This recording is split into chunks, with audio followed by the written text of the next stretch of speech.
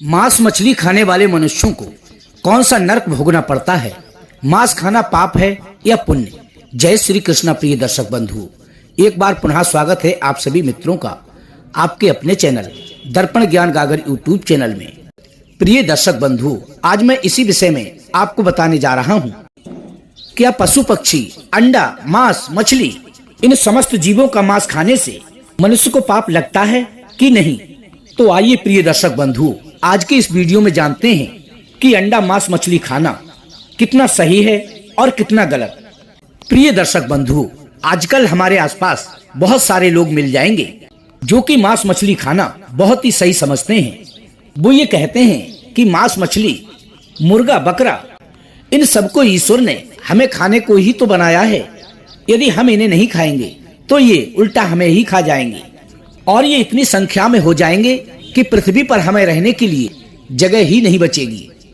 तो कहानी शुरू करने से पहले प्रिय दर्शक बंधु, आपसे मेरा विनम्र निवेदन है, यदि अभी तक आपने हमारे चैनल दर्पण ज्ञान गागर यूट्यूब चैनल के लिए सब्सक्राइब नहीं किया है तो प्लीज चैनल को अभी सब्सक्राइब कर दें, वीडियो को एक लाइक कर दें, हो सके तो अपने सगे संबंधियों और मित्रों तक वीडियो को शेयर अवश्य करें। प्रिय दोस्तों, तो बने रहें बिना स्किप किए हमारी इस वीडियो के अंत तक। तो आइए प्रिय बंधु, समझते हैं एक कहानी के माध्यम से। प्रिय बंधु, एक बार की बात है, भगवान श्याम सुंदर एक वृक्ष के नीचे बैठकर अपनी बंसी बजा रहे थे। तभी विपत्ति का मारा एक हिरन बहुत ही तेजी से उनके पास भागता हुआ आया और पेड़ के नीचे बैठे भगवान श्री कृष्ण के पीछे छुप गया। वो मृग बहुत ही घबराया हुआ था। उस मृग को अत्यंत भयभीत देखकर भगवान श्री कृष्ण ने मुरली बजाना बंद कर दिया और उस मृग से पूछने लगे कि हे मृग, तुम इतने व्याकुल क्यों हो? तुम्हें क्या दुख है? किसके डर से तुम अपने आप को बचाने का प्रयास कर रहे हो? भगवान श्याम सुंदर उस मृग से ये पूछ ही रहे थे। तभी उसी समय अपने हाथ में धनुष बाण लिए वहां एक बहेलिया आ पहुंचा और कहने लगा कि हे बालक, इस मृग को मुझे दे दे, क्योंकि ये मेरा शिकार है। मैंने इसे अपना आखेट बनाने के लिए काफी दूर से इसका पीछा किया है, इसलिए इस पर मेरा अधिकार है।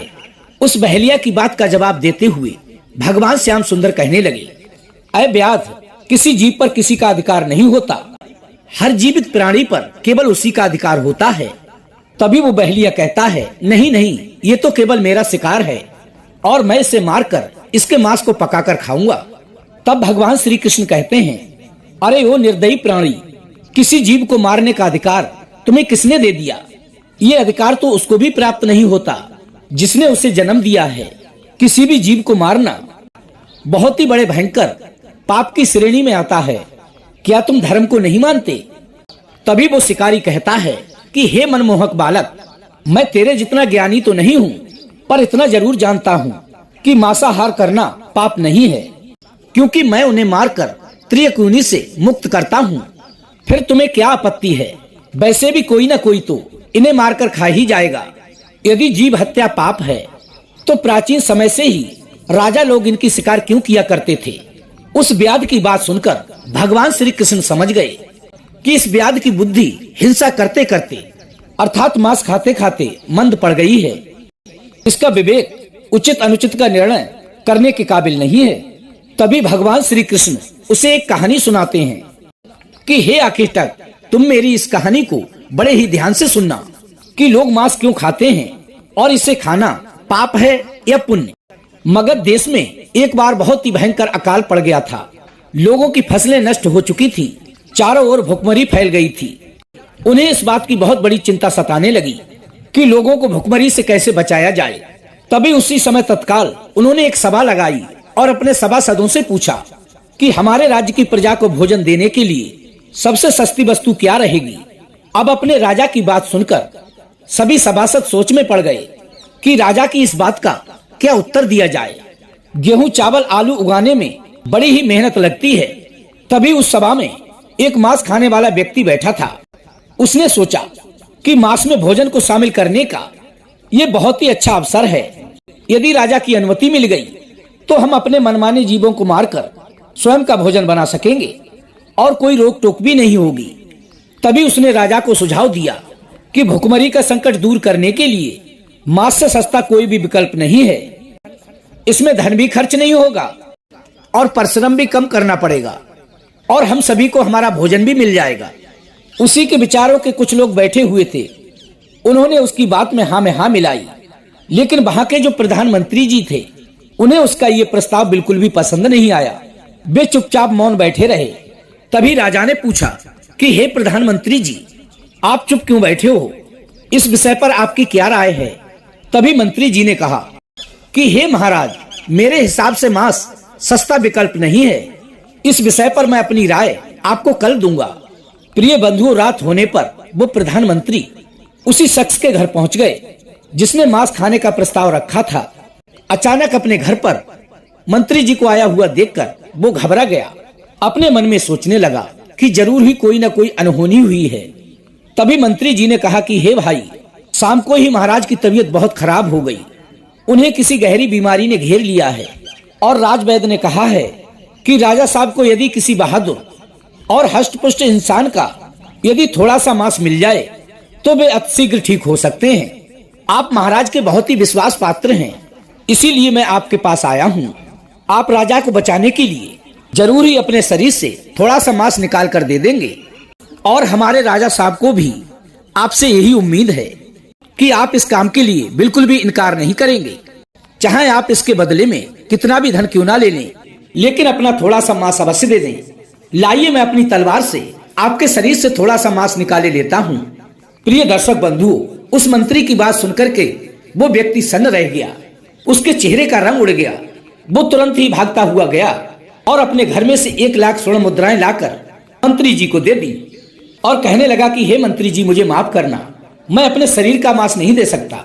इसके बदले में आप ये स्वर्ण मुद्राएं ले जाइए और किसी और को ये पैसे देकर उससे आप मांस ले लेना।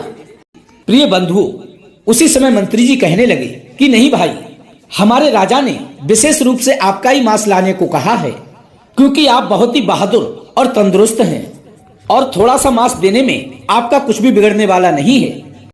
पर आपके इस उपकार के बदले राजा साहब की जान बच जाएगी। इसके लिए मैं राजा से बोलकर तुम्हें मंत्री का पद भी दिलवा दूंगा। इसलिए आप बिल्कुल भी देरी ना करें, अपने शरीर से थोड़ा सा मांस निकालकर जल्दी से मुझे दे दीजिए। अब प्रिय दर्शक बंधु, क्या होता है, वो शख्स मंत्री जी के पैरों में गिर जाता है कि हे मंत्री जी, मुझे माफ कर दो। इसके बदले मैं आपको अपना सब कुछ देने को तैयार हूँ, पर मैं अपने शरीर को काटकर अपना मांस तुम्हें नहीं दे सकता। इतना कहने के बाद वो वहां से भागने लगा। तभी मंत्री जी बोले, चलो कोई बात नहीं, आप तो भाग जाओगे पर आपका परिवार तो यहीं रह जाएगा। तभी उसने कहा कि हे मंत्री जी, अपने प्राणों से बढ़कर संसार में कुछ भी नहीं है। जब इस संसार में मैं ही नहीं रहूंगा तो मैं परिवार का क्या करूंगा।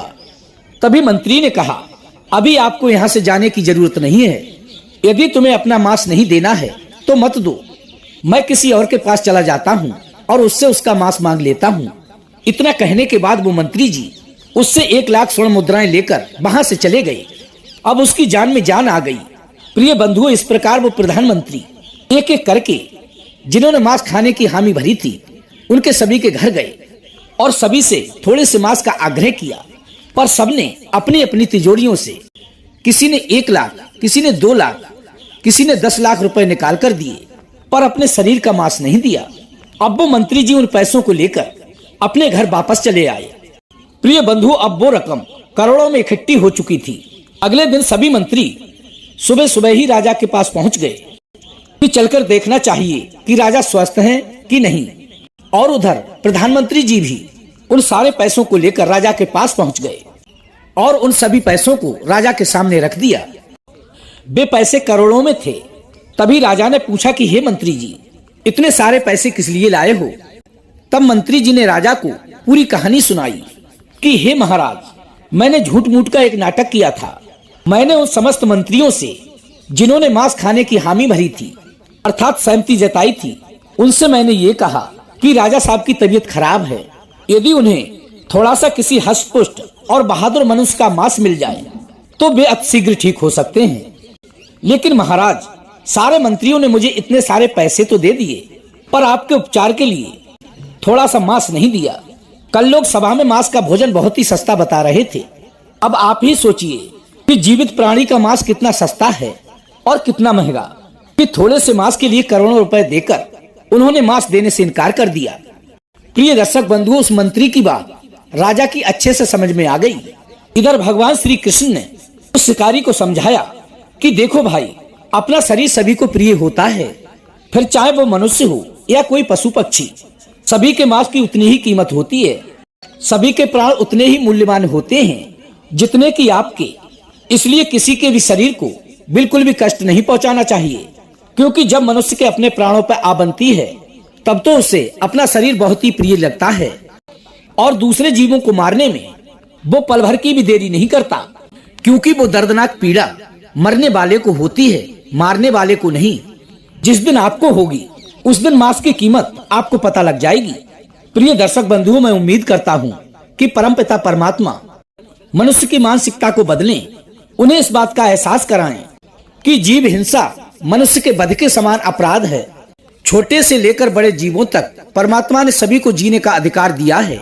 उनका ये बहुमूल्य जीवन अपनी जीभ के थोड़े से स्वाद के लिए नष्ट ना करें, क्योंकि प्रिय बंधुओं, सभी को उतना ही कष्ट होता है जितना कि आपको। इसलिए प्रिय दर्शक बंधुओं, आप सभी दर्शकों से मेरा निवेदन है कि किसी जीव को कष्ट न देना, सबको जीवन प्यारा है। सब जीवों पर दया करो तुम, अहिंसा धर्म तुम्हारा है। इन्हीं शब्दों के साथ प्रिय बंधुओं, आज की कहानी यहीं पर समाप्त होती है। तो कैसी लगी प्रिय दर्शक बंधुओं आज की हमारी ये छोटी सी कहानी? यदि आज की वीडियो आप सभी को पसंद आई हो तो प्लीज चैनल को सब्सक्राइब कर लें, वीडियो को एक लाइक कर दें, हो सके तो अपने सगे संबंधियों और मित्रों तक वीडियो को शेयर अवश्य करें। प्रिय दोस्तों, हम कल फिर मिलेंगे इसी प्रकार की ज्ञानवर्धक चर्चा के साथ। इसी के साथ प्रिय दोस्तों, राधे राधे, जय श्री कृष्णा।